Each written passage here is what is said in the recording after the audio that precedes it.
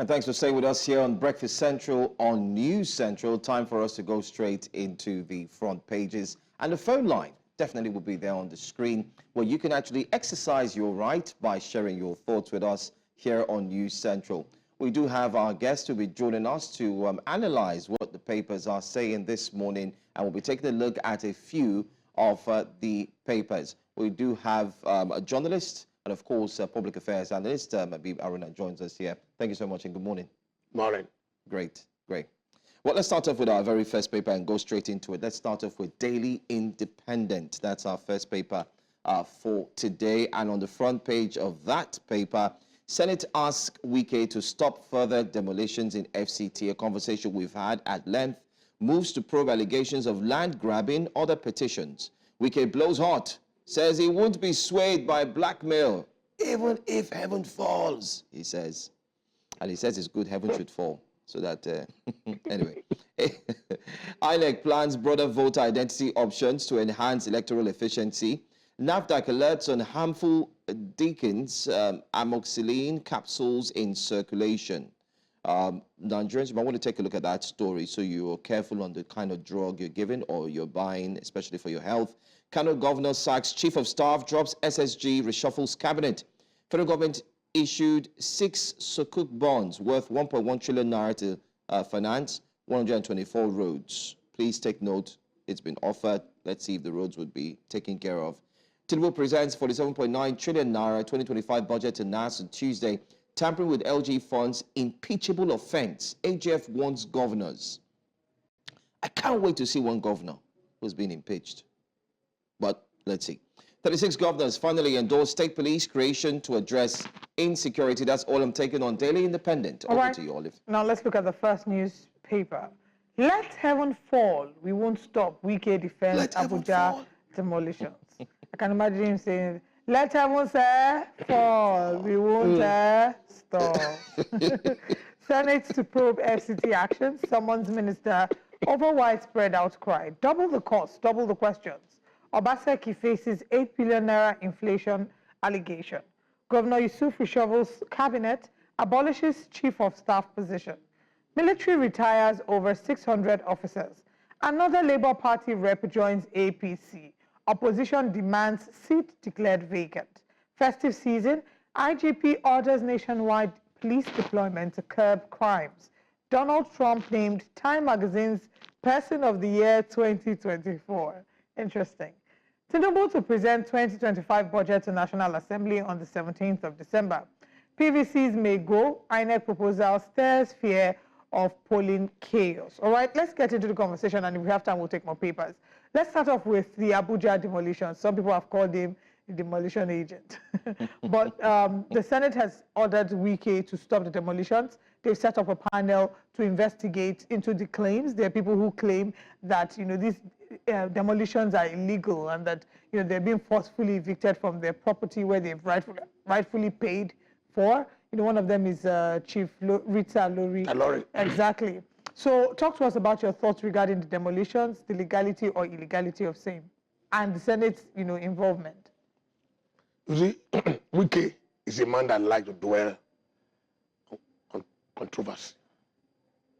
What stops Wike from telling Nigerians, particularly Abuja residents, the do and the don'ts? These are the things that you are doing that is contravening the laws of the state. That is the thing you are doing that is affecting the master plan for Abuja. El-Rufai was there now as Deputy Minister and did a good job. But I was in Abuja 3 weeks ago. My son was caught to bar. Congratulations on that. And the cab drivers that drove me around, where I like to get there, I don't know what is going on in Abuja. Wike is very popular in Abuja. Interestingly, they like what he's doing. That the man is fixing the roads, fixing some sections from inner roads in Abuja. But I think that there should be some decency and procedure the way the man is going about it. Most of the guys in Abuja, most of the guys in Senate are his friends. And they are saying that, come on, take it easy. You can't just talk as if you are the law to yourself. The woman that represents Abuja yesterday walked out of the Senate. But she was becoming too emotional. You know, and look at that woman, Rita Lori. She was crying on TV 2 days ago. So I don't think that is acceptable. I think what they are doing is the best. Come out and tell us what you are doing. You are not in law. You can't be law to yourself. Let us know what you are doing. Let us know if you are following procedure. Let us know people that are also affected are following procedure. Even if they are wrong, there are a way of going about it. Okay. They're saying that everyone must fall. What are we talking? Somebody appoint you there. This is not Rivers State that you can just, you are a governor. You are not a governor. You are a minister. Responsible and accountable to the Senate. So I think, I mean, that one is still subject to no, to the Senate. Well, that is the law. But does he know that? And if the Senate, upon the president, that want this man removed, who can be removed? Forget it. Okay. Even though it's a political assets to the president in 2037, if the noise is too much, they will do away with him. See that conversation about him not being governor, him being the minister. No, he's not. He's a minister. He's responsible to the Senate. When he was a governor, he can do anything he likes because most of the governors, the House of Assembly, the legislature is in their pocket. There's no any correct, no checks and balances. But in Abuja, they've told him to stop. They will stop. And if he refuses to stop, they will impeach him. And he'll be removed. Do you think that the Senate has that willpower? If Nyesom Wike continues to go ahead with the demolitions, I mean, he said, let heavens fall, nothing will happen. He said he's warned against what he's referred to as cheap blackmail, emotional blackmail. Let me tell you. If he goes ahead, do you think that the Senate, and I'm asking this because we've seen the level of influence that Nyesom Wike wields in the People's Democratic Party. So do you think that the Senate has that level of influence or the ability to be able to call it? There are many ways to it. Now, public opinion is heavily against Wike. And public opinion also influences the way the Senate acts. The Senate President, Akpabio, is a friend to Wike. Yes, they're very, very close, you know. But that does not presuppose that you do things that is against the law. So if a woman like that can be crying on air, I don't want to take over the demolition part of my husband, was done a lot for this country. And that woman too, Rita Lori, has paid her due in this country. Absolutely. So you can't just wave off what he's saying. No. And that is what is presumably, in my view, influencing the thoughts in the Senate. And I tell him to carry a while. Let's investigate. You can't just come for something like this. And if you continue, like this, heaven will fall. The Wike will be removed. Because Wike is not an airline to himself. Wike is subject to the rules and guidelines that govern this country. You know, and if you are saying that you cannot obey what the Senate is saying, I'm sure you cannot try it. This conversation would continue. I mean, I did mention earlier. But what we must also recognize the fact that Wike is not doing badly in Abuja. No. Yes, because we need to restore order. You go to Abuja, the place is not looking too bad. And what people are saying on the street is that the man is trying. However, no, but you must follow the rules. Okay, all right. Don't circumvent it. Okay. And if Senate is saying stop, you better stop, then negotiate. You know what is going on. Okay, this is what I'm doing. You know, go to the Senate, put the cards on the table. Let people see that, yes, we are not doing something that is against the law and interest of people. Particularly because people are saying that it's even witch hunting. And giving this thing to his allies. His allies. That's what Rita Lori said. Rita Lori said that, you know. So, even the other one he demolished, people had said that the plan was to give it to his allies, and then he gave it to a company belonging to, when they tracked the company, everything is online there, and they said, so the man should clear the air. Whom you know. It should come out But clear. what of those who defend his actions, saying that, you know, according to the Land Use Act, because he's in charge of the FCT, I mean, it then brings another layer to the argument when you say, oh, he's not the governor. Wike is not a governor, please. I'm not a lawyer. Yes. But I write politics for the past 27 years. Which presupposes that you must follow the laws, you must follow the rules. Governors are elected. Wike was not elected. Wike was appointed. In other words, subjecting him to the control of the Senate. He was clear by the Senate now. Yeah. So he's responsible and accountable to the Senate and by extension to the president. And once the man is doing things that are very wrong and people are comfortable with, the Senate can tell the president, remove this man. And if it's not getting too much, the president will look at that sign and say, my friend, please step aside. So you should be very careful. You should not overdo it. You should overdoing it at times. And the way he speaks, no decorum, no decency. But that is not nice enough. you see, I think for me, it's about time we have this conversation about elected persons or elected officers and their speech. This week, we also saw another elected officer who one made a blunder. The one who came to defend him said people should go and burn in hell. You know. Anyway, let's take one of our caller who calls in regularly. Elder David calls in today. Elder David, good morning. Can you hear us? We can't hear you, but you might need to speak up a bit so we can actually listen to your conversation. Go ahead. Fortunately, Not too the clear. audio is full. We hope Let's that you move can on. call back again. I want us to take another story. You're still on the first newspaper. The Labour Party seems to be seeing a lot of defections. It's not even just the Labour Party, even the People's Democratic Party. It seems that there's a lot of defection with everybody going to the All Progressives Congress. What do you make? First of all, what does this mean for the Labour Party? They've gone to the court. They're demanding that the seats be declared vacant. We saw this play out in Rivers State, and we are still on the matter. So what does this say for Labour Party? And what is it about the All Progressives Congress that's making everybody run there? Is it because the president is from the APC? You know, when there is a honey somewhere, you attract many things.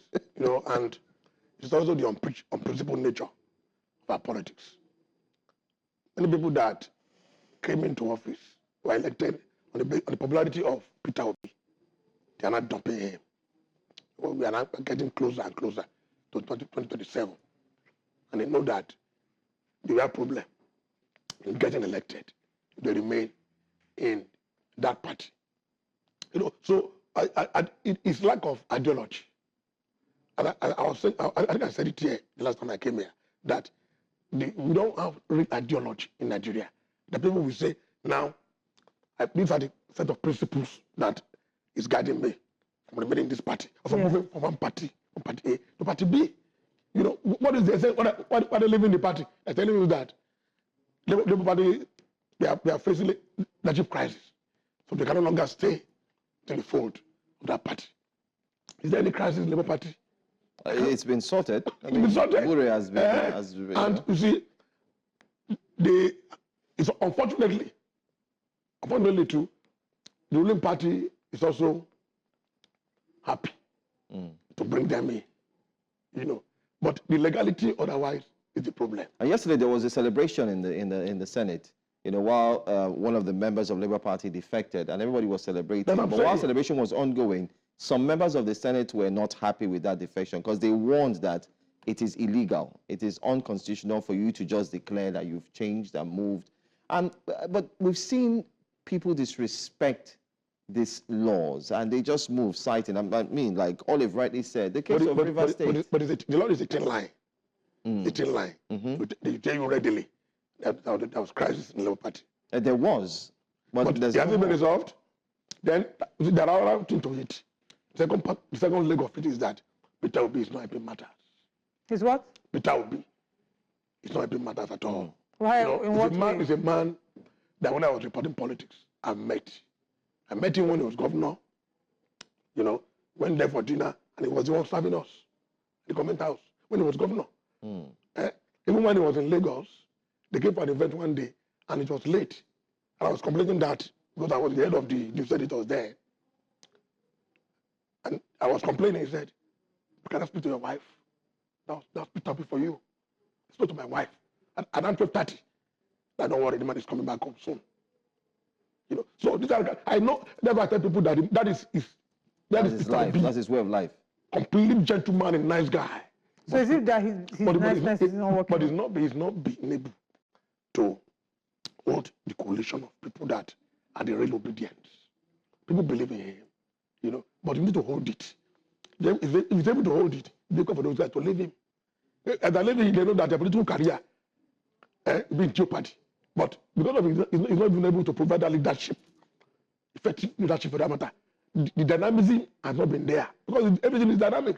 So I'm wondering what the picture of him providing effective leadership will look like, because he and Alex Oti set up the National Working Committee, the temporary committee to, phase out the leadership of Abure and bring in a new leadership led by Senator Nenadi Usman. So he had been showing up whenever they are. Sorry? There's the fighting. Once you are in a ship, I know that ship cannot take you to the right destination. You jump ship. So it's a suggestion that even in Abuja that you are saying, during the council elections, look at the party that Oti supported. Right. It is not the Labour Party that won the council elections. So there are indications that Oti will jump ship. No, I'm not saying so. But it's not impossible. It's not possible. And that's why they are saying there is crisis. Because Abuja crisis is still there. And why is there? Why are they fighting Labour Party? Why must they fight? When you can come together and coalesce with PDP and other interested parties and fight the ruling party. But the PDP it's unfortunate. But one thing again you must know is that our democracy is still young. Young. It's growing. Absolutely. Absolutely. Even America that 40 years of democracy, they're still learning. Look at Donald Trump. Look at the way he entered. Look at the people that is appointing. So it's a journey. It's never a destination. It will move.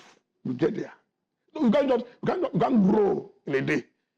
You need to stand. You need to crawl. Then you stand. Then you walk. Then you run. So I think we are learning. But at the same time, the players of this democracy, the major characters, should not take us for a ride. That should be some. Aren't they doing that already? For example, INEC. For example, the political parties. For example, principal characters. I want to say that someone left Labour to PDP. No, let Labour. They are not dumping him.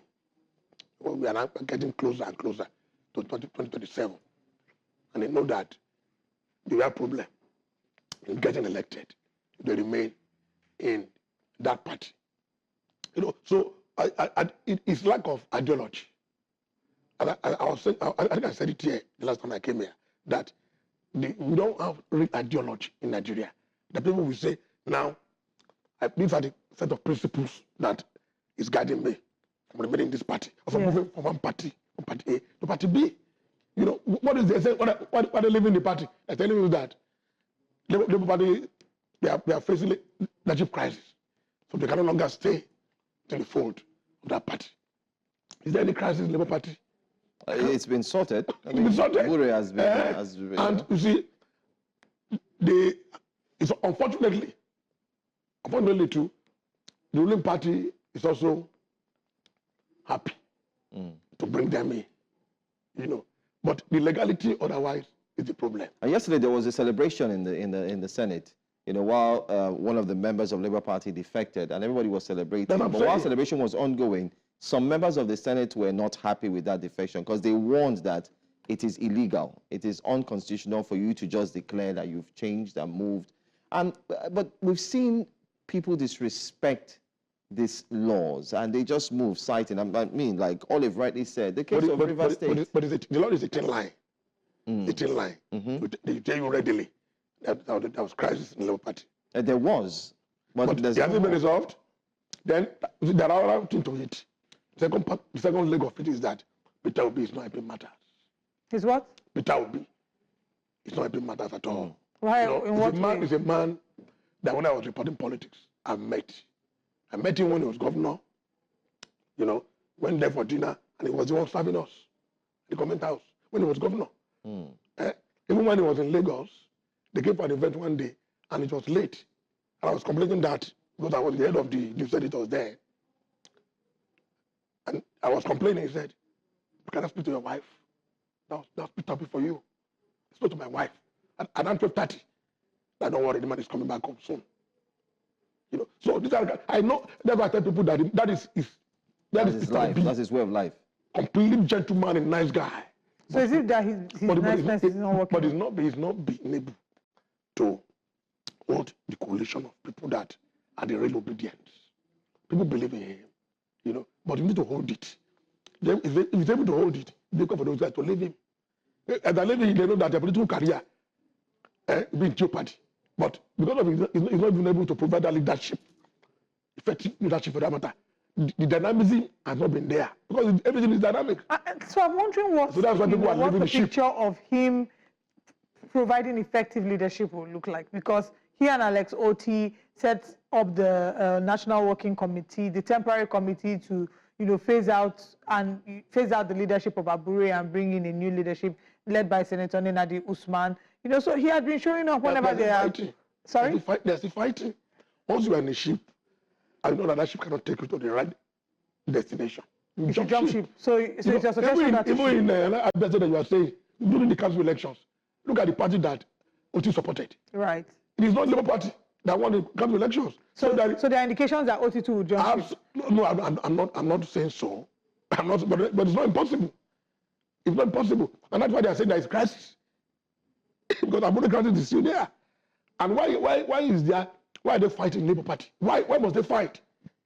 When you can come together and coalesce with PDP and other interested parties and fight the ruling party. But the PDP it's unfortunate. But one thing again you must know is that our democracy is still young. Young. It's growing. Absolutely. Absolutely. Even America that 40 years of democracy, they're still learning. Look at Donald Trump. Look at the way he entered. Look at the people that he's appointing. So it's a journey. It's never a destination. It will move. We get there. So you can't grow in a day. You need to stand. You need to crawl. Then you stand. Then you walk. Then you run. So I think we are learning. But at the same time, the players of this democracy, the major characters, should not take us for a ride. There should be some. Aren't they doing that already? For example, INEC. For example, the political parties. For example, principal characters. I want to say that someone left Labour to PDP. No, let Labour to APC yesterday, and they are popping champagne yesterday. So it's not It was ideal. uproar yesterday. Because it happened to you today. It happened to me today. It happened to you tomorrow. I happen to be coming tomorrow to rule, and that can't happen. So there should be some decorum. Let them master the rules of the game to save this country. I think the CJN has a lot democracy. of work to do. I think the CJN has a lot of work to do. And the key word that we think should be on everyone's lips in every sector, subsector, subnationals has to be reform. I think there should be some, very serious reform. Let's take this story. 36 governors finally endorsed state police creation to address insecurity. Finally, state police is here. And we're talking about daily independent. 36 governors have finally come out. Before we had, the numbers were little. Now the number seems to be more. What's your take on that? If you practice federalism, you must also adhere to the principles of federalism. No federal country in the whole world have a centralized police. My brother, it's not done. Can't send somebody from Abuja to come and arrest me in Lagos. Like Ekiti. Like Ekiti. Coming to arrest. Or you have an IG that we appoint the CP, that we organize election in Edo State. No. Let them have a centralized, let's have a decentralized system of policing. Even though, are we ready for it? It's debatable. But are we mature for it? It's debatable. We have the rules on ground that will define the function of every part. Is debatable. But I think Nigeria should, because it's an enticing option for Nigeria to take, that now we have matured enough. Because Nigeria is better policed with each state having its own police commissioners. And how effective it will be, I don't know. How it will be used unduly against opposition, I don't know. But if the rules are very clear, the constitution are very clear, something that you said is that is very important, instructive. Now, that the CJN, judiciary, they are very important in this kind of discussion. Let them make sure that the laws are well applied. If they are well applied, there's nothing bad in it. And they must have weighed the pros and cons before arriving at that decision. I think this is the way to go. The police should be decentralized to be in conformity with that federal structure. All right. As we're starting to count down to the 2027 election, certain moves are being made. There's a suggestion back, on the first news. I wanted us to take this earlier. PVCs may go. INEC proposal stirs fears of polling chaos. So there's report. I looked into this further, and the report is that there is a suggestion that PVCs will no longer be the sole requirement for voting, especially with the introduction of the beavers. That PVCs. Those who own PVCs will still use them, but going forward, computer-generated slips will be sufficient for accreditation. are we ready to, to move from the traditional means of identification to technology? And I agree that technology should be embraced.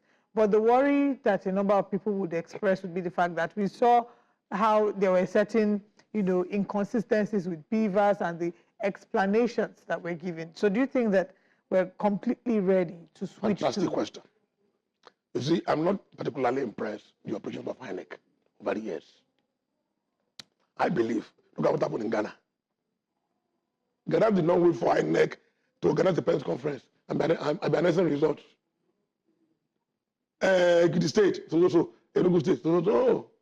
That gives room for manipulation. The results are coming now. Let's not be seeing it on the street. The same thing in South Africa. We saw it. Nobody was sitting down somewhere to collate the result. No. And then the results were all shady. Absolutely. Cancel. As it's coming out, we are seeing it. But people, this is credible, this is transparent. But in Nigeria, I've not been particularly impressed with the way and manner INEC has conducted elections, particularly under this Mahmoud, this professor. Then to your question, you see, they're not Biden being dynamic. We have seen that PVC has not been good enough. The efficacy has been doubtful over the years. So they're not Biden moving to the next level, using computer to print out slips to use to vote. But the question is that, are we ready? I don't think we are ready. Because when you get there, you hear in that Lagos, no it's a normal thing. I vote here. The materials. Opposite this place is my polling unit over the past 15 years. And I have my voter card. I've not having a problem with it. But people in the rural areas, those computers, will they work? Will there be lights to power them? Absolutely. At some point, maybe there be internet? To print down those slips. Will there be internet? Yes. Will they run out of what they paper? can tell us is that before the polling day, you can go and get your slip to present at the polling station on the polling day. That can be done. They should find a way out. Because you see, once you don't have a fair elections, you cannot have accountability. I'm telling you, you cannot have good governance. They are not mutually exclusive. These things join together. That's symbiotic. So we must ensure that we have free, transparent elections. Not only on election day, but the process itself, the date of the election must be credible. I need to call something unholy trinity between the ruling party, INEC, and the police. There's always that unholy trinity. They collide, collude together to make us not have fair elections. So if INEC can get it right, but we must insist that it should put those things in place so that the computers will not break up, not break down, rather, when election comes. Very interesting. Well said. Well, I'm afraid this is all we can take today. Thank you for your expert analysis and breaking it down for especially our viewers. And to those who tried calling in, apologies if we couldn't take your calls today on a Friday. Our next conversation will dovetail into something that's very important. We just spoke about it here, about people moving from one party to another. But before that, I just want to mention a story that we're not talking about it, but just to announce because it's a health risk. On the front page of Daily Independent, NAFDAC alerts on harmful Dickens amoxicillin capsules in circulation. So please, if you have medication, be careful if you have that medication in store. Maybe someday we'll talk about the proliferation of, our drugs and seeing Fake how drugs. we have fake drugs, the proliferation of fake drugs in Nigeria. But there is harmful Dickens amoxicillin capsules in circulation. So please be careful. All right? All right. Thank you, Mr. Aruna. Thank you for being Mr. here. Aruna. Thank you. Pleasure.